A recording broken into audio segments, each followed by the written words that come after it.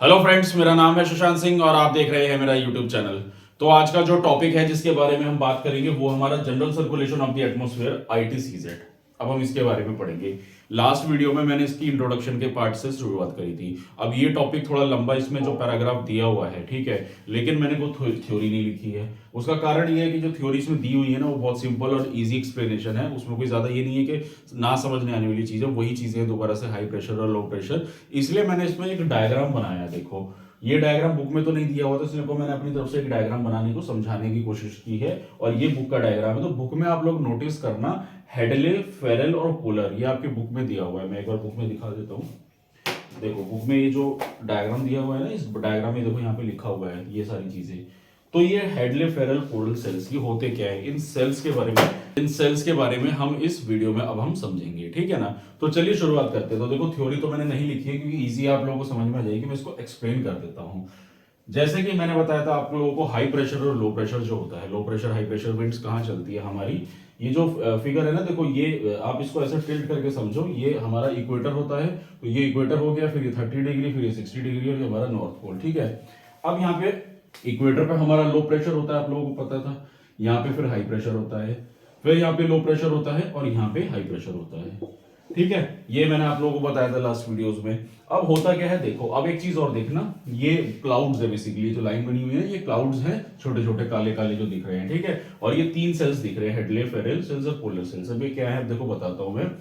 तो भाई, high pressure low pressure winds क्या होती है, लो प्रेशर की तरफ बढ़ती है, हाई प्रेशर विंड्स ऐसे जाती है और फिर ऊपर इवेपोरेट होती है, फिर वापस नीचे आ जाती है। वो डाइवर्जन कन्वर्जन हम लोगों ने पढ़ा था। इक्वेटर में क्या होता है, लो प्रेशर क्रिएट होता है, ठीक है। तो हाई प्रेशर से लो प्रेशर की तरफ विंड चलेंगी, ठीक है। हाई प्रेशर से लो प्रेशर की तरफ विंड चलेंगी, फिर ऊपर सक्सीड करेंगे और फिर ऐसे चल के वापस एक सर्कुलर पाथ बन जाता है। तो ये देखो सरफेस है आपका, और ये इस तरीके से विंड सरफेस पे ऐसे मूव कर रही है, फिर किस तरीके से ऊपर जा रही है, ठीक है। जब नॉर्मल हो जाएंगी तो फिर वो वापस आ जाएंगी। तो इसी पूरे प्रोसेस को हम कहते हैं हेडले सेल, ठीक है। यानी कि जो हमारे इक्वेटर से और हमारे 30 डिग्री नॉर्थ, यानी 23 डिग्री या 30 डिग्री मान लो, वहां पे जो क्रिएट होता है। तो भाई, लो प्रेशर क्यों क्रिएट होता है वो तो आप लोगों को पता है, क्योंकि वहां पे सबसे ज्यादा सनलाइट पड़ रही है इक्वेटर पे। और हाई प्रेशर जो है यहाँ पे होता ही है हमारा नॉर्थ पोल, सॉरी 30 डिग्री पे। तो यहाँ से इस तरीके से ये हमारा हेडले सेल क्रिएट होता है। यहाँ पे एक चीज और मजेदार वाली, आप देखो, ये देखो ऐसे ये ग्रेडियंट, ये ऐसे टेढ़ा ग्रेडियंट क्यों आ रहा है।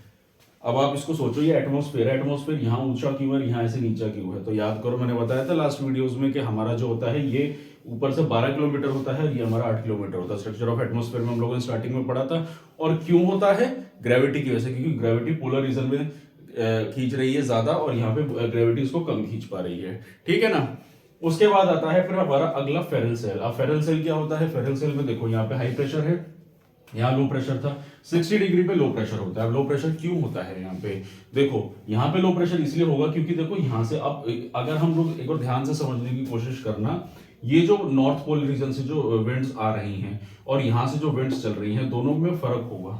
कैसे, यहाँ का जो लो प्रेशर क्रिएट होगा वो सनलाइट की वजह से नहीं हो रहा है, वहां पे लो प्रेशर इसलिए क्रिएट हो रहा है क्योंकि जो हमारी 30 डिग्री, यानी कि यहाँ से जो विंड्स आ रही हैं और जो यहाँ से विंड्स आ रही हैं, दोनों का टेम्परेचर अलग है। समझ रहे हो आप, क्योंकि यहाँ से जो विंड्स आएंगे वो गर्म हवाएं आ रही हैं और इधर से एकदम ठंडी हवाएं आ रही हैं, तो दोनों हवाओं का थोड़ा तो टेम्परेचर में फर्क होगा ना।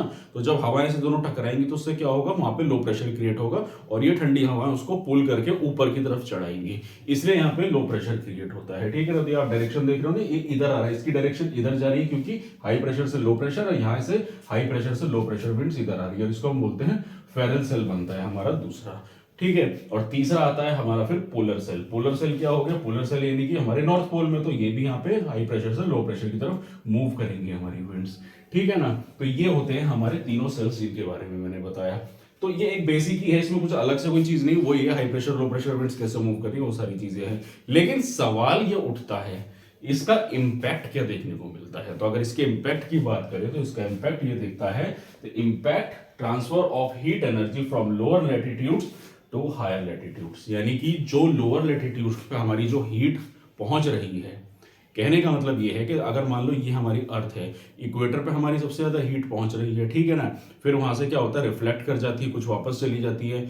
लेकिन अब ऊपर के जो नॉर्दर्न रीजन है यानी कि जो अपर लेटीट्यूड्स है, हायर लेटीट्यूड्स है, उसमें हीट तो नहीं पहुंच रही क्योंकि सनलाइट डायरेक्ट नहीं जा रही है। तो ये जो विंड होती है ना, ये हीट ट्रांसफर का काम करती है इस तरीके से। ये जो सर्कुलेशन है हमारा, ये जितने भी सेल्स हैं, इनका रोल यही होता है कि इसमें जो है हीट ट्रांसफर होता है। हमारी जो हवाएं चल रही हैं वो किस तरीके से एक जगह से दूसरी जगह हीट को ट्रांसफर करती हैं और अपर लेटीट्यूड्स तक पहुंचाती है। भाई अब जैसे इसको वही समझो कि जैसे कोई चीज है जहां पे सबसे ज्यादा एक्सेस में सप्लाई हो रही है, तो कहते हैं ना कि जब किसी जगह पे एक्सेस में सप्लाई होगी तो जब जहां सप्लाई नहीं होगी तो वहां उसको ट्रांसफर कर दिया जाता है कि भाई आपके पास इतने सारे, जैसे मान लो कोई डॉक्टर साहब है, डॉक्टर साहब ज्यादा क्लाइंट्स देख रहे हैं और एक डॉक्टर है उसके पास कोई क्लाइंट नहीं आ रहा है, तो दूसरा डॉक्टर कहेगा ना कि आपके पास तो इतने सारे क्लाइंट है, थोड़े इधर भी ट्रांसफर कर दो, मैं भी थोड़े पैसे कमा लूंगा। होता है ना। तो वही चीज है कि मतलब जो हीट ट्रांसफर है वो इक्वेटर पे ज्यादा आ रही है, तो इक्वेटर पे ज्यादा हीट ट्रांसफर आ रही है, तो वो जो ट्रांसफर है वो फिर अपर लेटीट्यूड्स में ट्रांसफर होता है। किसकी वजह से? इन तीनों सेल्स की वजह से। तो इसी सेल्स को हम पूरे ITCZ यानी कि हमारा जनरल सर्कुलेशन ऑफ एटमोस्फेयर, तो ये हमारा एक जनरल सर्कुलेशन होता है, यानी कि घुमाव किस तरह से गोल गोल हमारे सर्कुलेशन एटमोस्फेयर में हमारी विंड्स काम करती है। और ये विंड्स जिस तरीके से काम करती है उसमें फिर कैसे लोअर लेटीट्यूड से अपर लेटीट्यूड्स की तरफ हीट ट्रांसफर करती है। ठीक है ना। तो यही था टॉपिक जिसमें मैंने आप लोगों को ये सारी चीजें बताई थी। ठीक है ना। तो इसलिए मैंने इसमें थ्योरेटिकल पार्ट को ज्यादा मेंशन नहीं करा, क्योंकि अब मैं जो बातें आपको बताई हैं सारी वही थ्योरी में है, उसको अगर आप पढ़ लोगे तो आपको इजीली सारी चीजें कैच कर लेंगे, कोई अलग से इसमें कोई चीजें है नहीं। ठीक है।